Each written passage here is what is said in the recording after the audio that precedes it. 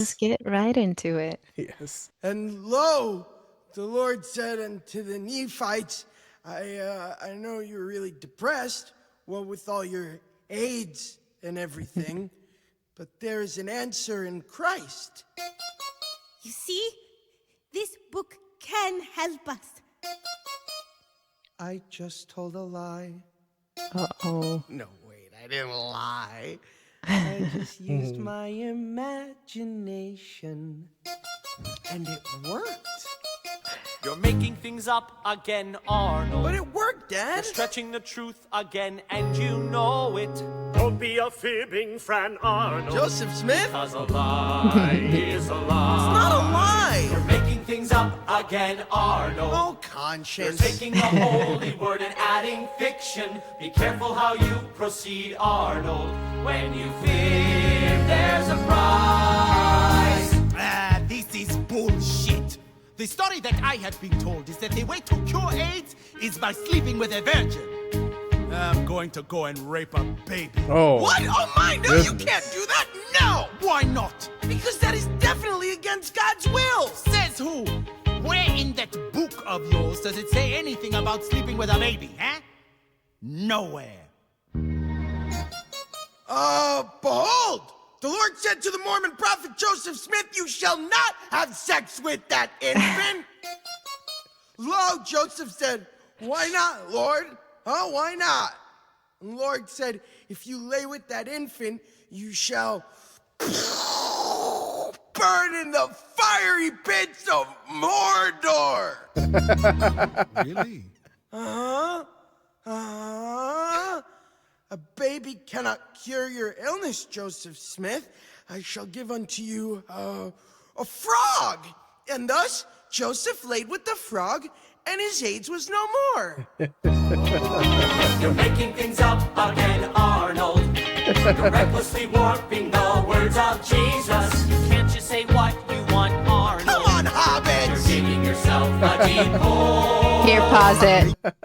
What everybody needs to understand is that right now, Elder Cunningham is trying to reach the people in Uganda in this village, dealing with two major issues. One is their crisis with AIDS and how the folklore is that if you have sex with a virgin, then that will cure you of your AIDS. So they're doing deplorable things in order for that to be rid amongst them. Elder Cunningham is just trying to prevent them from doing these horrible things, but at the same time, giving them a different direction. He's being challenged by the people in the village saying, what does that book even have that can really help us? And he's making things up in order to answer that problem. That's what's going on right now. But I love how in his imagination, because he has such a wild and creative imagination, he is talking with his dad in his head. He's talking with Joseph Smith in his head. He's talking to the hobbits show up in his head. And it's just awesome because he's having, these little side conversations with, his conscience and with everybody that is trying to tell him that, what he's doing is wrong. And this next part, he says, I'm making things up again, kind of, but this time it's helping a dozen people. There's nothing so bad because this time I'm not committing a sin, just making things up again, right? And so he's wrestling with his conscience. The thing is that he's really getting to a point where he's like, the ultimate questions that he's asking himself is like, is it bad if I'm doing a good in the end? I had mentioned this also in a previous podcast, how this kind of also aligns with the true narrative of what Joseph Smith did. All of his lies, ultimately, they did create a religion that has brought good to people. But at the same time, the question is, do the ends justify the means? And if a religion is based on a lie, is that really a good in the end? The discussion that's going on with Elder Cunningham right now in his head is something that actually has happened for a long time in Christian theology as well. Sure. Yeah. As in the utility of Christianity, even though you find out that it's not true, is still at least useful. And the only reason why you would think something is useful based on a lie is when you're only focusing on the positive outcomes and you're ignoring all the negative outcomes out of it. Yeah. That's the only way you can look at it and say, oh, look, but it's helping some people. But you're forgetting that if it is a lie, they are also doing a lot of things that otherwise, without the religious rules, they wouldn't do. So you're ignoring all of that and you're only focusing on the nice things and say, oh, but see, it's helping them. Digging yourself a deep hole. I'm making things up again, kind of. But this time it's helping a dozen people. It's nothing so bad because this time I'm not committing a sin just by making things up again, right? No! Elder Cunningham, you have to stop him. What is it? Gotsuana is going to cut off his daughter's clitoris. Huh? This is all very interesting, but women have to be circumcised if that's what the general wants. No, doing that to a lady is definitely against Christ's will. How do you know? Christ never said nothing about no clitoris. You did it. Yes! Yes, he did! In ancient New York, 3 men were about to cut off a Mormon woman's clitoris. But right before they did, Jesus had Boba Fett turn him into frogs. Frogs? You mean like the frogs that got fucked by Joseph Smith? Right, like those frogs. For a clitoris is holy amongst all things, said he. We're making things up again, Arnold. We're learning the truth. Taking a holy word and adding it to your Bible. Be careful how you proceed, Arnold. We're going when you say there's a prize. Who would have thought I'd have this magic touch?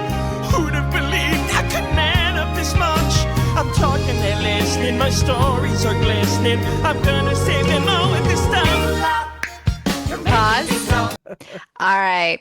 What does he say? Yes, that 3 men were about to cut off a Mormon woman's clitoris, but right before they did, Jesus had Boba Fett. So now we got Star Wars in there. And yeah, because for a clitoris is holy amongst all things, said he.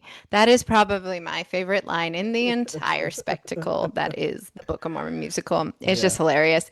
And I just love that, again, he's just trying to solve the villagers' problem from this warlord that's ordering this to happen to the women in the village, which is just ridiculous. And it's just so funny. It's just so absolutely hilarious. absurd. It's hilarious. So, I love how he takes the liberty with it. I like doing the comparison with the Book of Mormon and how similar it is with the Bible and the way sure. Yes. apologists look at it, because again, Jesus never said anything about a lot of things, including cutting women's clitorises off.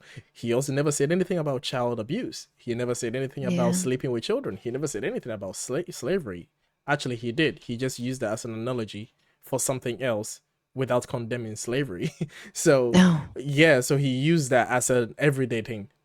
Oh, suppose that you have a slave. It's like, oh, by the way, whilst I'm talking about this, slavery is bad. Anyway, let me continue with my metaphor. No, he didn't do that. He just said, suppose you have a slave and then you come. It's like, wait, dude, what? you don't think slavery is wrong? You don't condemn that right there? No, he doesn't. And apologists have to take this and take some unrelated statements that he made that has nothing to do with anything and try to bend and twist it to link it with slavery, even though he doesn't link it to it, and then say, see, so he said slavery is bad. It's like, that's Elder Cunningham. What I also find, as the Course is saying, you're making things up again, Arnold, the Ugandans are saying, we're learning the truth about God. We're going to paradise. So it's fascinating to me how quickly a good storyteller that is feeding propaganda or feeding a narrative that they want to hear, that how quickly they eat it up. And how dangerous that is. You know, you get a charismatic leader that's unchecked. And of course, Elder Cunningham is more of a sympathetic one, but still you see how quickly storytelling can give power to somebody who may not be worthy of that and wield that power for good. Very true. It's all about creativity and charisma meeting desperation. That's the equation you need to form any form of religion. And I know this because there is a new type of Christianity that is popping up in somewhere like Ghana every day. That's because all you need is a charismatic person that's creative enough to spin the Bible to fit their narrative and to find people who are desperate enough to believe them. And then that's all. That's all. You have a new church that's being built by someone who takes all the money and just scams people. Like you said, all it takes is someone who has a sinister mindset. And even when they have a positive mindset, even if you're making it up in the best of with the best of intentions, yes, there's still a harm. Now it might take someone from a very desperate situation out of it, but what else are you dropping them into? Especially when you're making it up as you're going along, and you don't see what's gonna happen.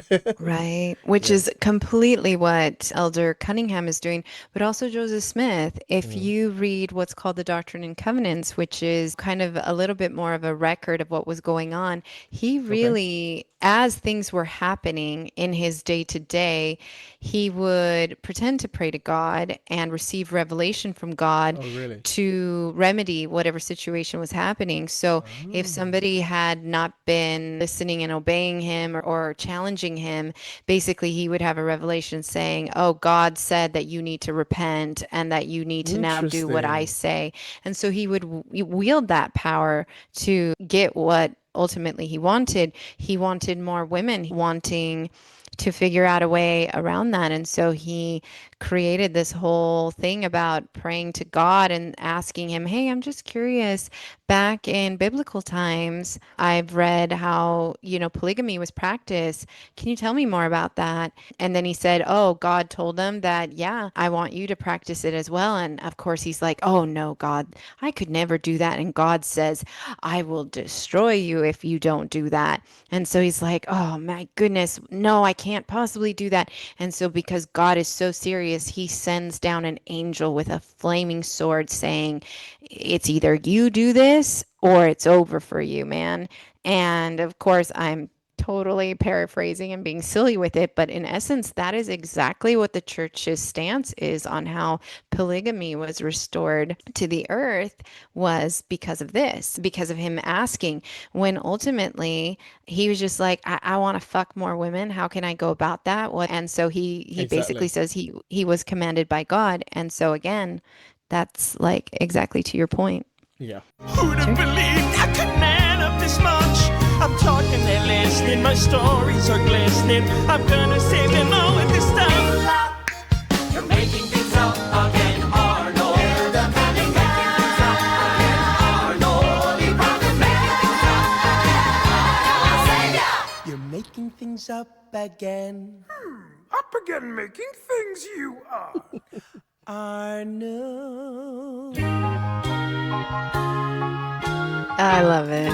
And Yoda enters. Yoda pops in. The exact example that I think is a reflection of the faith in and of itself, how, it just mirrors how Joseph Smith just made things up along the way to suit whatever he was facing. And Elder Cunningham is doing the exact same thing. Yeah.